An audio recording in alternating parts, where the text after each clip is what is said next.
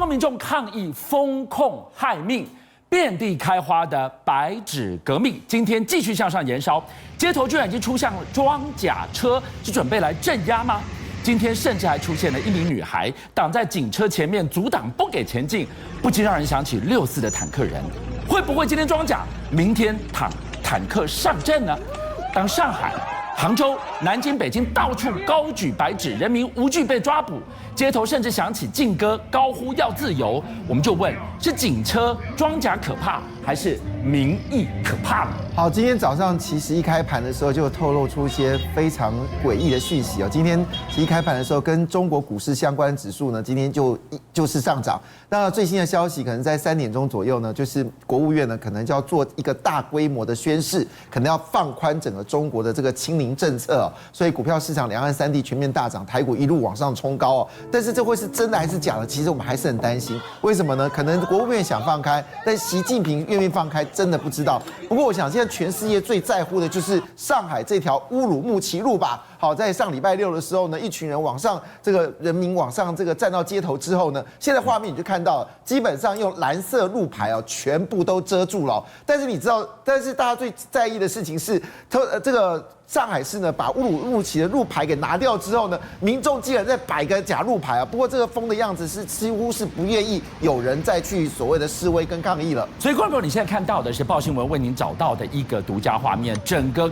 抗争演变到现在，不止拆掉路牌，我蓝色路障从路头一路排到路尾，我让你没有地方可以聚集，没有地方可以抗议啊。对，非这么做不可，因为事实上最近有一个画面又出来了，这是一位穿着绿色上衣的一个上海女生，她直接就挡在所谓的这个我们说警备车前面，而且她挡的态度非常特别哦，她就转个弯，你怎么逼我不理你？接着周围的人也靠近来，就在靠近来一瞬间，警察冲上来把他们给拉走了。但是呢，我们说这个叫做2022的新钢铁人哦，我觉得这有上海女生的特质啊。但是你知道吗？这个事情实际上不是偶然哦，因为现在在中国各个地方似乎都有所谓抗议的人潮，多么强的既视感！打破我们再看一段那个画面，警车走一步，那个女生她就跟一步，完全不退让，完全阻挡，不让你进入人群去大抓捕。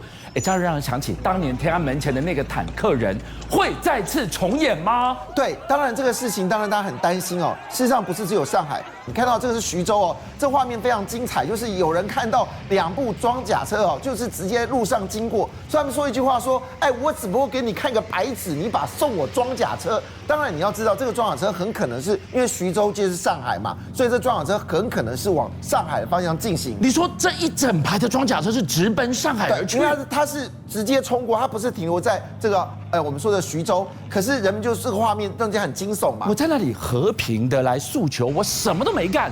你拿装甲车，你要来镇压我吗？当然了，上海很重要，上海是中国的金融中心啊，不能乱啊！如果上海乱了，整个中国金融会出现什么问题？现在没有办法再承受上海再出乱子了。而且你要知道，在整个地方，不只是上海正在要严阵以待，上海周边的几个城市，杭州也山雨欲来啊！对，这个你所看到画面是在杭州的湖滨银泰硬77的这个商圈，这个商圈非常大。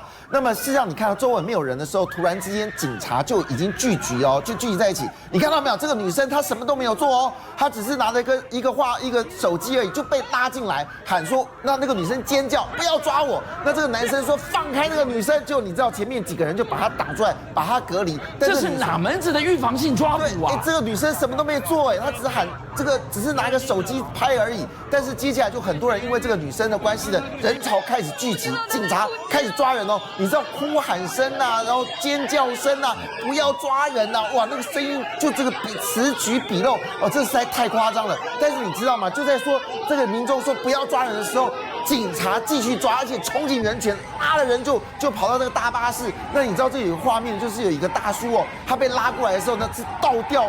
抓起来之后呢，然后抓到巴士车，趁隙的时候离开。他说：“现在你千万不要到杭州啊！现在警察已经随便乱抓人到一个极致哦。可是你知道吗？就在这么激烈的环境里面呢，有一部黑银色的车子呢，在街口的时候，他放了音乐，而且周围的人逐渐接近他哦。他的放的车呢，这音乐很特别，叫做 Do You Hear the People Sing？我们知道这首歌呢，在法国19世纪因为独裁的关系，人们为了反独裁唱的一首歌。那事实上，在这个2019年这个中国就已经下架这首歌。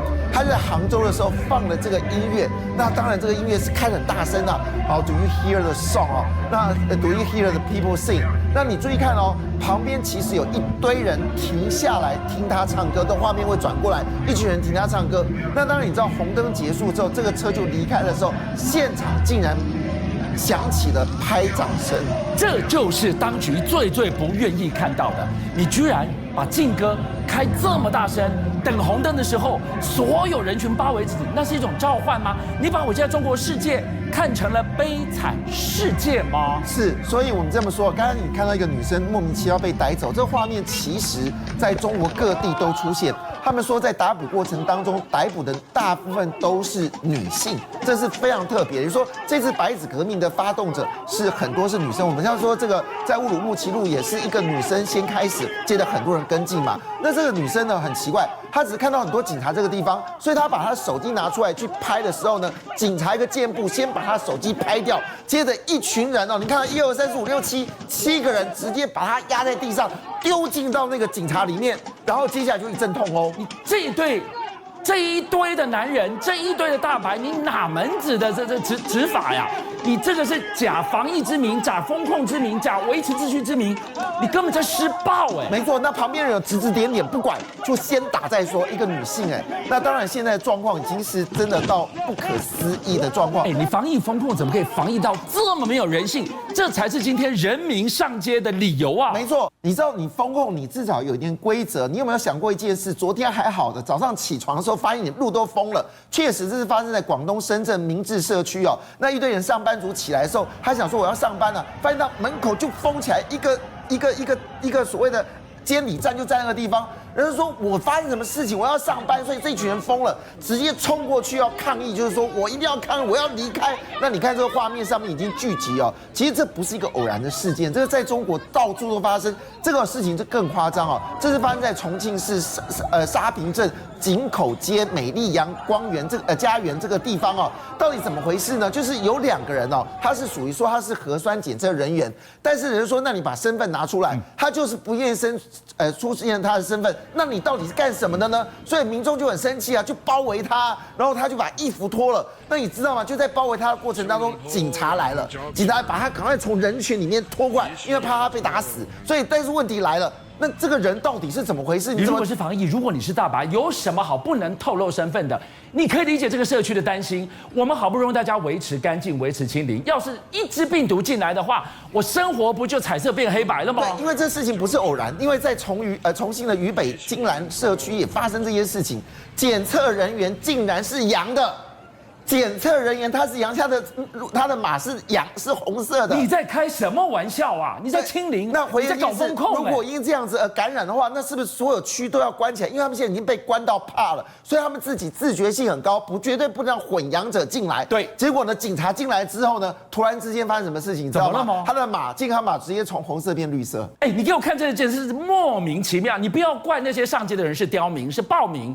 你自己清零清成这个样子，你才是暴民，哪有这样没人性的清零法？没错，所以今天国务院是不是真的就要开始开放就是所谓的清零政策？其实有它必然的要件，因为今年中国经济成长官方说法是3.3但是我们从数据来看，应该是负增长，主要原因是因为这个超过预期的因素，包括我们说的整个需求收缩供给冲击，还有整个预期的缩弱，其实今年就有3.3%，明年可能5%都不到但是问题来了，其实真正关键点是什么呢？因为我们知道在上海封城的时候，其实全中国大概就50个城市封城，但是你知道清零清到现在已经有80个城市就已经封城了，而这80个城市占中国的 GDP 是50%，占它出口是90%，你难道不要出口了吗？所以以目前来看呢，中国经济确实有它的困境。我们举一个简单的例子中国人非常喜欢看电影，但是你知道吗？其实，在今年10月以前的时候，电影院呢大概还有将近就是60% 电影院是有开放的，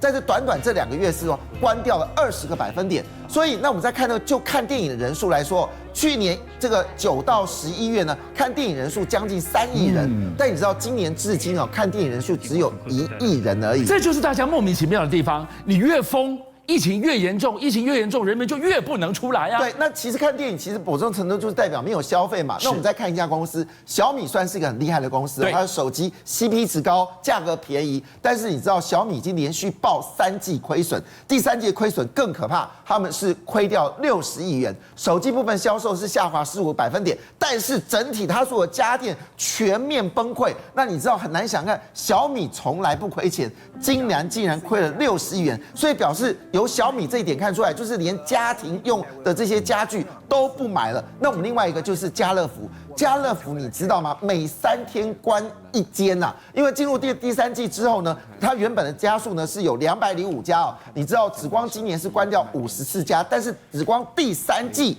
每3天关1间，好，那你说这是家乐福的问题吗？事实上恐怕不那么简单哦，因为苏宁易购呢之前呢把这个家乐福买下来之后呢，原本以为哦经过这个比较了解本土哦，这个家乐福可以卖更好，但是很抱歉哦，最近传出来苏宁易购的下面的这个所谓的苏宁物流呢已经被法院宣告破产。所以呢，苏宁易购可能财务有出问题了。你家乐福是一个大坑，你自己本身一个大坑。那如果将来家乐福也倒掉的话，这恐怕不是一件小事哦。这就是为什么人民今天上街，你可以理解。我今天如果封控，疫情向好，大家苦一点，一起进步。没有，越封越严重，我在吃苦，经济在下滑。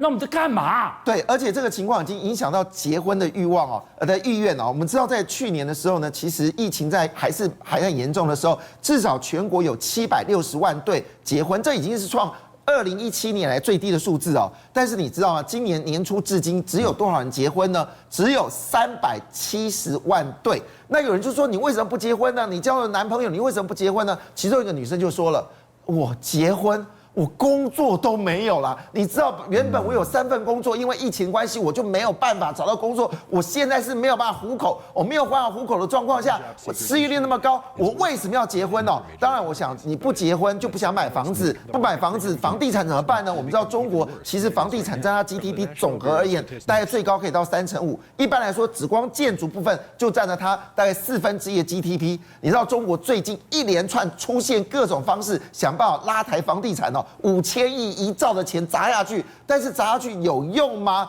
那最近你知道发生一个极夸张的事情，有些地方你知道吗？20% 的首期款，你只要付5%就给你买了。剩下地产商来帮你忙，这个情况下，你知道未来会发生什么更严重的事情吗？当然，他们必须知道一件事，因为中国老百姓他的资产有3/5都跟房地产有关。如果房地产崩盘了，现在房价跌这么凶了，那么等于中国的资产全部减少。好了，你不买小米，你不买小米，你不结婚，你不看电影，你现在房地产在砸，你又没有工作，中国的经不用国务院出手，自己就垮了。邀请您一起加入57爆新闻会员，跟俊相一起挖真相。